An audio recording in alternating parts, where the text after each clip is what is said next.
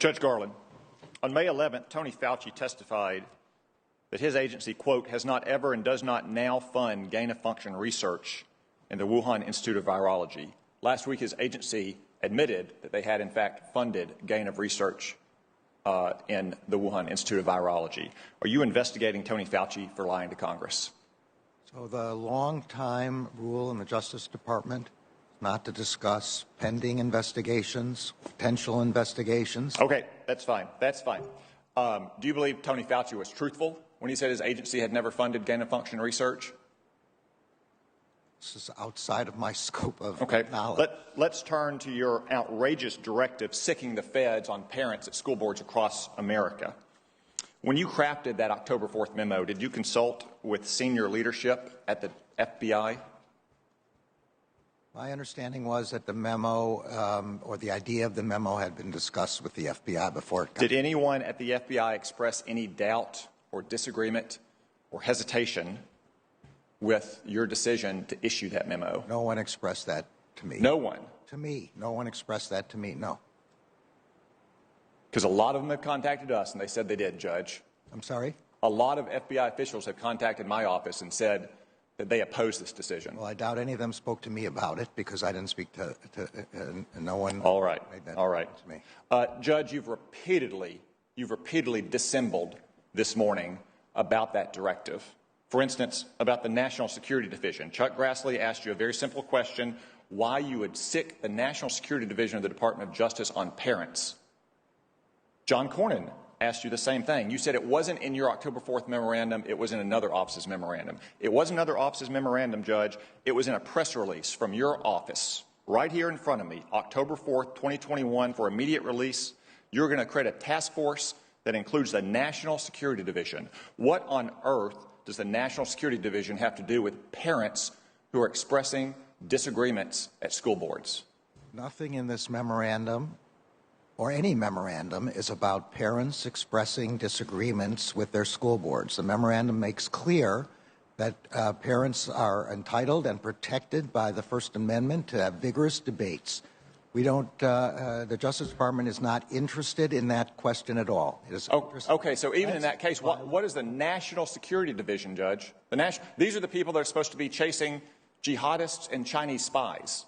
What does the National Security Division have to do with parents at school boards? This is not, again, about parents at school boards. This is about threats of violence. Okay, let me turn to that because you've said that phrase repeatedly throughout the morning. Threats or violence and threats of violence. Violence and threats of violence. Yeah. We've heard it a dozen times this morning. As Senator Lee pointed out, the very first line in your October 4th memorandum refers to harassment and intimidation. Why do you continue to dissemble in front of this committee that you are only talking about violence and threats of violence when your memo says harassment and intimidation? Senator, I said in my testimony that it involved other kinds of criminal conduct, and I explained to Senator Lee that the statutory definitions of those terms and the constitutional definitions of those terms involve threats of violence. Okay, let's look at one of those statutes you cited, Section 223. Yeah. That statute covers the use of not just telephones but telecommunications devices to annoy someone. So are you going to sick your U.S. attorneys and the FBI on a parents group if they post on Facebook something that annoys a school board member, Judge? The answer to that is no, and the provision that I was particularly drawing to his attention was 2261A, which was to engage in... I wasn't talking about 2261A. I know you mentioned that. You also mentioned 223. That's what I mentioned. Yeah, but the only Judge, you also told Senator Klobuchar that this memorandum was about meetings and coordination. Yeah. Meetings and coordination. Yeah. Well, I have in my hand right here that I'll submit to the record a letter from one of your U.S. attorneys to all of the county attorneys, to the Attorney General, to all sheriffs, to the School Board Association of his state, in which he talks about federal investigation and prosecution. It's not about meetings. It's not about coordination. It's about federal investigation and prosecution. Did you direct your U.S. attorneys to issue such a letter? I did not. I have not seen that letter. It's got 3 pages. It's got 3 pages of spreadsheet about all the federal crimes that a parent could be charged with, to include the ones you cited. My memorandum. Did Maine Justice make this spreadsheet, Judge? I don't have any idea. My memorandum speaks specifically about setting up meetings, and I'll just read it again, convene meetings. Judge, we've all read your memorandum. We've also heard you dissemble about your memorandum. I have, and the record now shows, one of your U.S. attorneys sending out a letter about federal prosecution investigation and list in detail the federal statutes for which you could be prosecuted. Judge, you've talked a lot about intimidation and harassment. Have you issued a memorandum like your October 4th memorandum about the Black Lives Matter riots from last summer?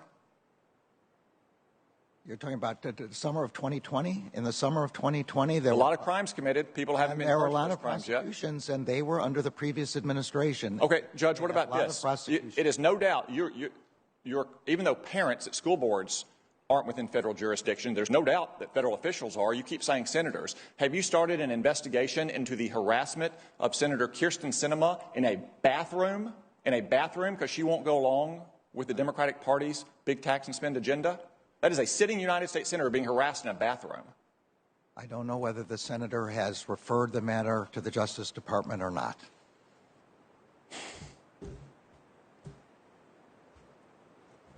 You've cited as the basis for that directive the National School Board Association's letter of September 29th. Was that directive being prepared before September 29th, before the School Board Association letter was issued?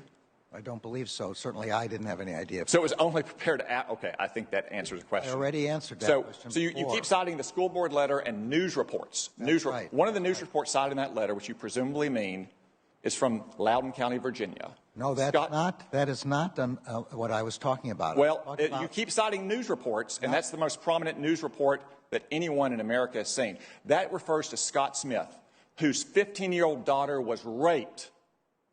She was raped in a bathroom by a boy wearing girls' clothes, and the Loudoun County School Board covered it up because it would have interfered with their transgendered policy during Pride Month. And that man, Scott Smith, because he went to a school board and tried to defend his daughter's rights, was condemned internationally. Do you apologize to Scott Smith and his 15-year-old daughter, Judge?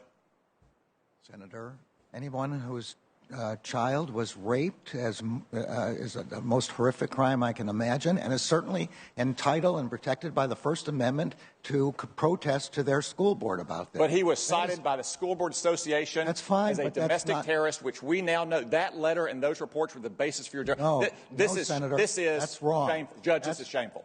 This testimony, your directive, your performance is shameful. Okay, that's not... Thank God you are not on the Supreme Court. You should resign in disgrace, Judge. Judge, I want to return to our exchange this morning. As I've reflected on it, you made a shocking admission. You issued this memo sicking the feds on parents at school boards on Monday, October 4th. You acknowledged that there was no effort in the Department of Justice, no initiative to draft this memo or create these task forces before Wednesday, September 29th, when the National School Board Association issued that letter. Is that correct? I don't know. All I know is that the first time I started working on this was after receiving the letter. That's all So from your standpoint, you were not aware of any effort in the Department of Justice before that letter was sent on September 29th? I think it's fair to say, as you're suggesting, that this letter and what the other public notices of violence against school board members and teachers are what form the basis for this memorandum. This memo is dated October 4th with your signature on it. Did you sign it on October 4th? I did. So 4 intervening days, 2 of which were weekend days. Yes. I'd say that sets a land speed record for the federal government. Chuck Grassley pointed out that you have not responded to letters of his that have been outstanding for months. How is it the Department of Justice was able to move so rapidly on a single letter from a special interest group that has now repudiated that letter, said it regrets sending the letter, and apologized to its members for sending the letter? How did your department move so fast on this matter? When an organization that represents thousands of school board members... I would say they purport to represent thousands because state school boards across the country have been repudiating them and trying to withdraw their membership. That's why the National School Board Association withdrew its own letter. Who brought this to your attention? May I answer the question? I'm asking you a question now. Who brought this to your attention? You asked me a question. May I answer the question? The question is why speed? The answer is when we get reports of violence and threats of violence, we need to act very swiftly. I would have hated it to have gotten this letter and then acts of violence occurred in the interim before we were able to act. Okay, the Judge. only act here is assessing the circumstances. That's all there is here, and we can't wait until somebody dies. That's Judge, why we did this. Okay, well, you keep citing media reports. There were 24 incidents in that letter. As you've heard today, almost all of them were nonviolent. Those they are weren't not the involved media threats of reports violence. I was referring to. You said earlier it was news reports. Okay, what other reports that you saw about potential violence at school boards were you basing this memo on? I don't recall them specifically, but I have now again seen since that time people saying that they're repeating what they have said before. But that's all post-talk. It's all after the fact. It doesn't go into your frame of mind on October 4th. Who brought this to you? Who brought this memo to you and asked you to sign it? Nobody brought the memo to me and asked me to sign it. Someone had to bring it to your attention. Hey, Judge, we're about to stick the feds on parents. I'm sorry. No one said we're about to sick the feds Someone on parents. brought this. That's not an accurate description. Was this an initiative of Lisa Monaco? This memorandum went through the normal processes within the department, and I worked on it myself. And someone is a proponent. Someone was a proponent. I bet you didn't write the first draft of this. Where did it come from? I didn't come from write Lisa the first Monaco? draft, but I did work on this memorandum, and it represents my views, and it represents my reading of the materials. Did it come from Vanita Gupta's office?